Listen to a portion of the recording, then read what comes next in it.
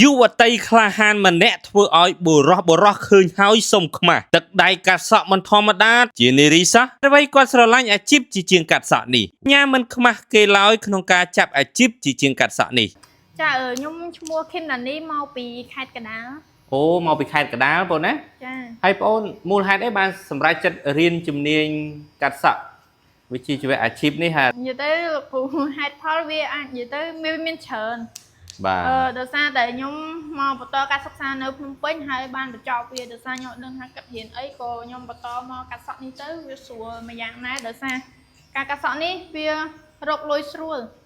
ហើយណាមួយនៅក្នុងសង្គមយើងនេះការកាត់សក់គឺការឲ្យតម្លៃលើការកាត់សក់គឺទាបលោកគ្រូអូពិសេសមែនបងណាបងជានារីហើយស្រឡាញ់អាជីពនេះហើយអ្នកផ្ទះពេលឃើញបងអូន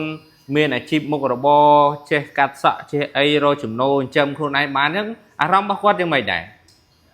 និយាយទៅគាត់សប្បាយចិត្តជាពិសេសពេលដែលខ្ញុំបានចូលក្នុងវីដេអូថតផុសទៅគាត់ឃើញគាត់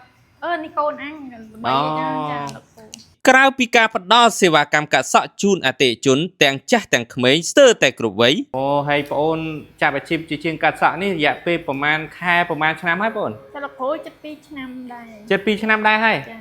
អូហើយកាត់ជូនភ្ញៀវបានប្រហែលប្រហែល100នាក់ប្រហែល1000នាក់ហើយចាប់ពីប្រហែលឆ្នាំនេះបាទអត់ឲ្យលោកគ្រូច្រើនណាអូហើយភ្ញៀវដែលមកទទួលសេវាកម្មកាត់សក់ពីប្អូនហ្នឹងនៅក្នុងវ័យណាដែរបងភាគច្រើនវ័យកណ្ដាលពេលច្រើនលោកគ្រូអូវ័យកណ្ដាលណាចាហើយគាត់មកតែកាត់សក់ឬទេឬក៏គាត់ត្រូវការសេវាកម្មអីថែមទៀតដែរបើនិយាយពីបែបសាសនាហ្មងគាត់មកភាគច្រើនកាត់សក់បូកជាមួយនឹងវ័យទៅសិស្សសាលាអីគាត់មកបែបអ៊ុតអីចឹងណាលោកគ្រូអូមកអ៊ុតដែរណាបងណាចាជាទូទៅគឺសិស្សសាលាគាត់មកបែបចូលចិត្តកាត់សក់បែបលេង freestyle ចឹងបាទហើយភ្ញៀវបុកមកច្រើនរៀងរាល់ថ្ងៃណាបងសៅរ៍អាទិត្យលោកគ្រូពេលខ្លះអត់ទៀងវាមកបែរជាថ្ងៃច័ន្ទមិនវិញមិនក៏មានដែរលោកគ្រូមុននឹងខ្លាយជាមេជាងកាត់សក់អាជីពកញ្ញាបានឆ្លងកាត់ការវឹកវើនិងអនុវត្តជាក់ស្ដែងជិត1ឆ្នាំដែលធ្វើឲ្យជីវិតកញ្ញាមានការផ្លាស់ប្ដូរយ៉ាងលឿនមើលបងចែករំលែកបទពិសោធន៍តិចមើលការពីបងមកចូលរៀនដំបូងហ្នឹងបងដឹងព័ត៌មានអំពីសាលា OTS ហ្នឹងតាមរយៈអីដែរបងចាលោកគ្រូខ្ញុំស្គាល់សាលា OTS តាមរយៈ TikTok បន្ទាប់មកឃើញបែបគាត់ការបរៀនរបស់គាត់ល្អខ្ញុំក៏ឆែកចូល Facebook ទៅតាមដានគាត់មួយរយៈទៅខ្ញុំសម្រេចចិត្តថាចូលរៀនលោកគ្រូអូហើយមករៀនសាលាយ៉ាងម៉េចដែរបងពេលដែលឃើញមករៀនផ្ទាល់ជាក់ស្ដែងតើសាលាមានវិន័យមានរបៀបបង្រៀនយ៉ាងម៉េចដែរចែករំលែកទៅដល់បងប្អូនយើងតិចមើលចាលោកគ្រូវិន័យនៅសាលាហ្នឹងគឺអញនិយាយបានថាគាត់ស្រឡាញ់ហើយជាពិសេសហ្នឹងគាត់ផ្ដល់នៅបទពិសោធន៍ថ្មីសម្រាប់ពួកខ្ញុំហើយអ្វីដែលពិសេសគឺមេដឹកនាំគាត់ច្បាស់លាស់លើគោលការណ៍របស់គាត់មួយអញ្ចឹងលោកគ្រូបាទអូគាត់មានគោលការណ៍មានវិន័យច្បាស់លាស់តឹងរឹងរបស់គាត់ណាចាហើយប្អូនដែលទទួលបានការពិន័យធ្លាប់ទទួលបានការពិន័យដែរលោកគ្រូដែរលទ្ធផលនៃភាពរីកចម្រើនទាំងនេះកញ្ញាមិនភ្លេចអរគុណដល់មនុស្សល្អៗជាច្រើនដែលបានជួយជ្រោមជ្រែងកញ្ញា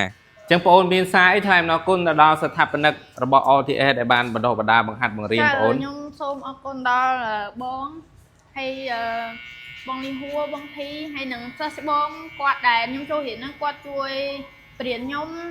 ជួយមើលថែខ្ញុំនិយាយទៅមើលថែខ្ញុំដូចប្អូនស្រីអញ្ចឹងកាន់ចូលរៀនបាទចាហើយសូមអរគុណគាត់ដែលធ្វើឲ្យខ្ញុំមានថ្ងៃនេះនិយាយទៅខ្ញុំអត់នឹកស្មានថាខ្ញុំអាចឡើងបានធ្វើប្រធានអញ្ចឹងណាលោកគ្រូអូខេហើយអូនមានសារអីផ្ដាំផ្ញើទៅដល់យុវជនដែលគាត់ឆ្លាញ់ជំនាញនេះគាត់ចង់មកទទួលបានការវឹកវើឬក៏អ្នកខ្លះគាត់កំពុងតែរកគោលដៅជីវិតខ្លួនគាត់អត់ឃើញ